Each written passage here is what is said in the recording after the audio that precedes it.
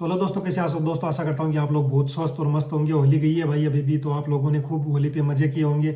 मैं अभी 2-3 महीने पहले जाकर आया था तो नहीं जा सका। बाकी मैं कोशिश करता हूँ कि होली पे जरूर जाऊँ। 4-5 दिन भाई बड़ा मज़ा आता है। चंग बजाते हैं और गाँव में वो गेरिया निकालते हैं तो बड़ा आनंद आता है। और मुझे होली भाई बहुत ज़्यादा पसंद है। यहाँ पर इटली में तो आपको पता ही है, सुबह ड्यूटी, शाम को ड्यूटी, रात को 12 बजे आया ड्यूटी से, तब तक भाई होली जा चुकी थी। तो यहाँ पर तो कोई सेलिब्रेशन होता नहीं है।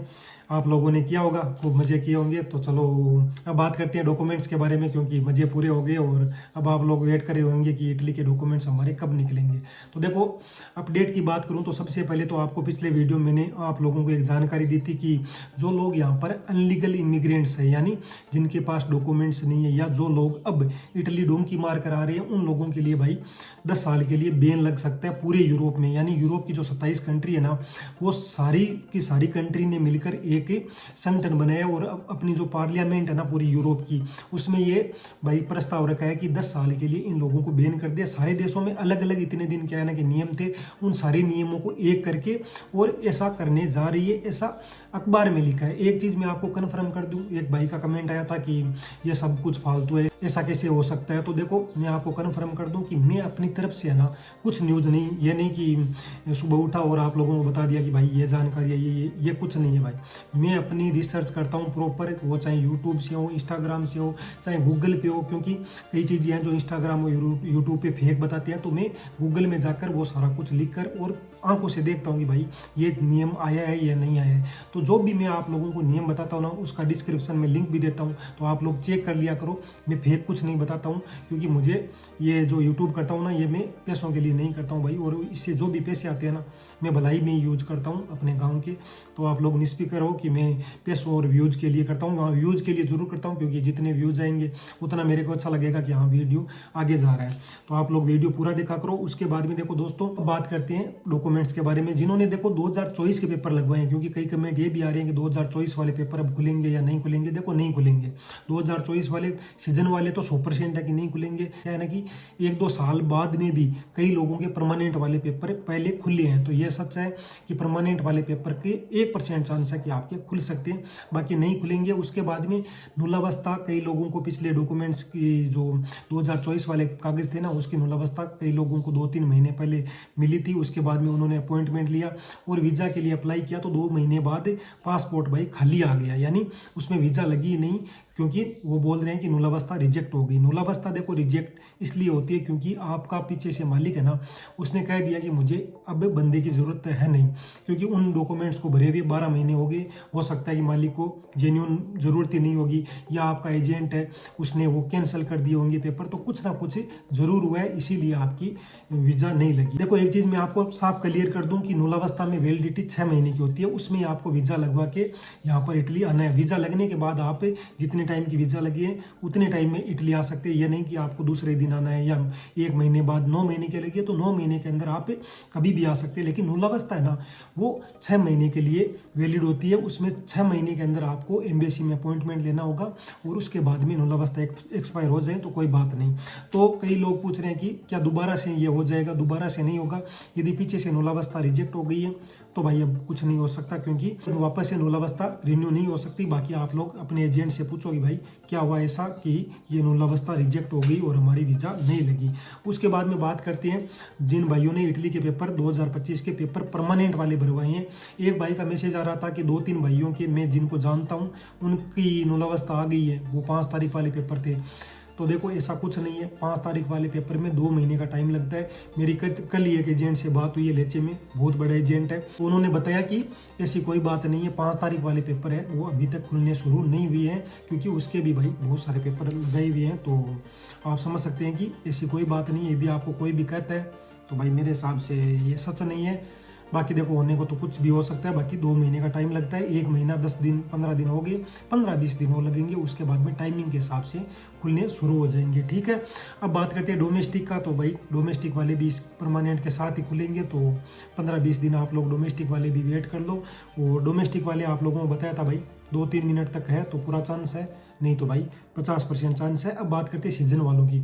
सीजन वालों के पेपर धीरे धीरे निकलने, आपको मैंने पहले ही 5-7 दिन पहले ही बता दिया था कि खुलने शुरू हो गए हैं और 1 मिनट और कुछ सेकंडों तक खुल गए हैं। यानी 2 मिनट वाले अभी तक मैंने किसी का नहीं सुना कि खुले हैं। बाकी हो सकता है कि 1 मिनट 10 सेकंड 20 सेकंड या 30 सेकंड या 50 सेकंड तक खुलने शुरू हो गए हैं। सीजन वालों में एक भाई का मैसेज आ रहा था कि भैया मेरे 11 बज के और 1 मिनट 25 सेकंड पे थे, एक भैया के 11 बज के और 1 मिनट 35 सेकंड पे थे। एक जैसी सिटी, यानी एक ही सिटी से हमने पेपर भरवाए थे। तो ये क्या कारण है कि उसके 10 सेकंड ज़्यादा है, उसके खुल गए, मेरे अभी तक नहीं खुले।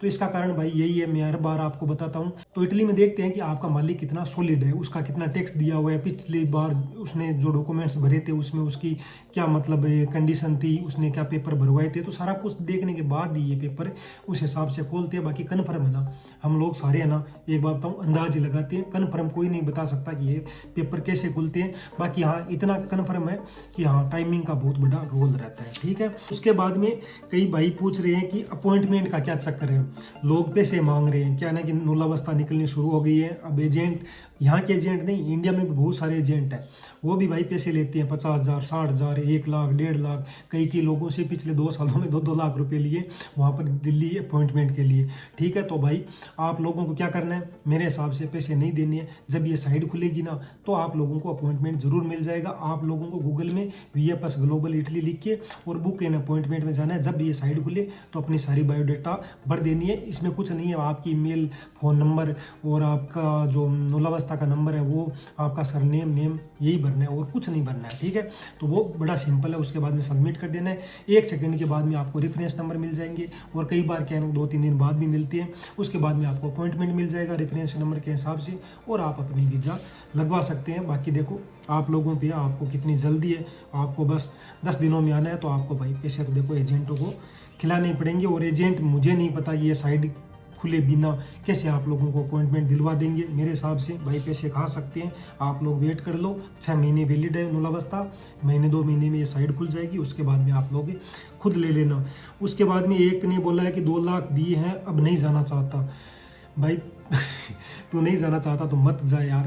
पैसे देखो ऐसी बात है ना कि मेरे को नहीं लगता कि एजेंट वो जो 2 लाख आप लोगों ने एडवांस दिए वो देगा, क्योंकि उसके भी यहाँ पर वकील की फीस लगती है, उसके अलावा मालिक को भी देने पड़ते हैं। तो भाई मेरे हिसाब से भूल जा। बाकी आपका कोई रिश्तेदार है तो भाई दे भी सकता है, ठीक है। इसीलिए वो लोग एडवांस लेते हैं, क्योंकि आपको इटली जाना है। आपने उसके घर पे जाके उसको बोला है कि भाई मुझे इटली ले चलो, वो आपके घर पे नहीं आया, ठीक है। ये मेरे को कन्फर्म पता है।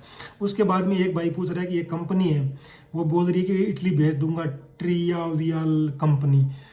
भाई कोई कंपनी नहीं होती है इटली जाने के लिए। इटली कोई बंदा रहता है ना, वही आपको इटली ले जा सकता है। उसके अलावा कोई ऐसा बंदा नहीं है दुनिया में जो आप लोगों को इटली भेज दे वर्क वीज़ा पे। हाँ टूरिस्ट वीज़ा पे भेजने वाले बहुत है, वर्क वीज़ा पे आपको आना है ना तो आप लोगों को किसी इटली के जानकार जो भी इटली में रहता है उससे पेपर भरवाने पड़ेंगे, और वो भी एजेंट निकला तो सही है, नहीं तो भाई मेरे जैसे को पकड़ लोगे तो उसमें कुछ नहीं है, मैं एजेंट नहीं हूँ, ठीक है। बाकी एक भाई पूछ रहा है कि सीजन वाली वीज़ा आ गई पर जाऊँ या नहीं जाऊँ। हो सकता है कि पिछला वीडियो मेरा देखने के बाद देखो मैंने ये भाई देखो मैं जो न्यूज़ आती है ना वही बताता हूँ। ये नहीं है कि भाई मैंने पहले ही बताया, अपनी तरफ से बताता हूँ। हो सकता है कि न्यूज़ बुरी हो लेकिन भाई गलत नहीं है। हो सकता है कि आने वाले दिनों में एक्शन ले सरकार, क्योंकि कई दिनों से बातें चल रही है। नहीं तो सोच के देखो 2020 में जो सैनिटारियों वाली पुलिस खुली थी ना, जिसमें कि यहाँ पर सारे लोग जो कच्चे रह रहे हैं उनको पक्का करें, तो वो पुलिस 2020 में खोली थी। उसके बाद में मेलोनी की सरकार जब से आई है ना भाई एकदम जाम, एकदम मतलब कुंडली मार के बैठी है, वो नहीं खोल रही है। अब नहीं खोल रही है तो आप लोग जो भी सीजन वाले वीज़ा में आएंगे, और मैं हर वीडियो में कहता हूँ भाई परमानेंट कागज़ में हो, लेकिन यार सीजन में भी लोग आते हैं। मैं खुद सीजन वाले पेपरों से आया था, तो ऐसी बात नहीं है कि सीजन वाले पेपरों से आने के बाद कुछ नहीं होता है। लेकिन क्या है ना कि एक थोड़ा सा डर तो रहता है कि कब डॉक्यूमेंट्स बनेंगे तब जाकर कोई अच्छा काम मिलेगा। तो ये तो देखो सारी प्रॉब्लम रहती है। अब आप लोग जो 2025 में आ रहे हैं सीजन वाली वीज़ा में, और आपकी भाई सीजन वाली वीज़ा एक्सपायर हो जाए तो आप लोग वो संजोर्नो है ना, जो पहला संजोर्नो आपको मिलेगा वो रिन्यू करवा सकते हैं।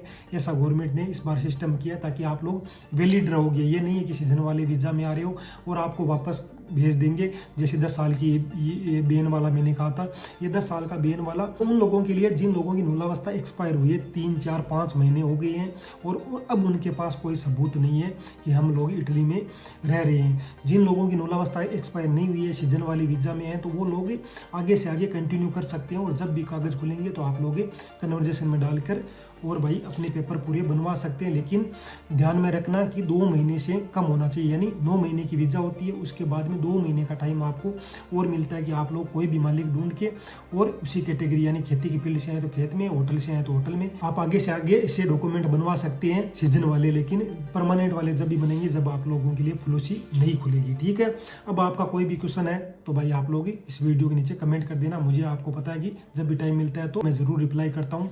आशा करता हूँ कि आपको वीडियो पसंद आया होगा। तो चलो दोस्तों, ये था आज के अकॉर्डिंग मेरा वीडियो। मिलती है अगले वीडियो में, तब तक नमस्कार।